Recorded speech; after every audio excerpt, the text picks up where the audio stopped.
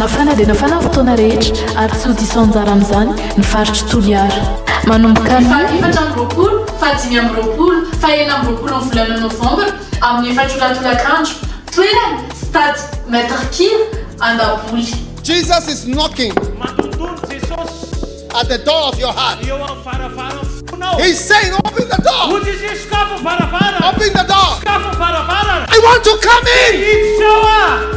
Will you open the door?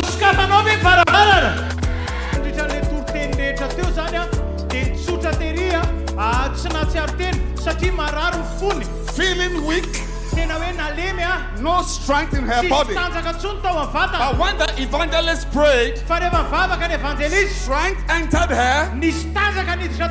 She stood up there and walked all the way there to testify about what God has done.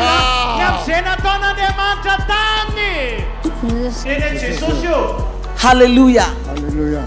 He's talking. He could not speak. He could not speak.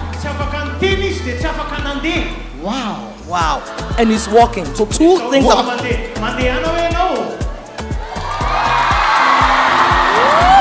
Na na na na na na na na na.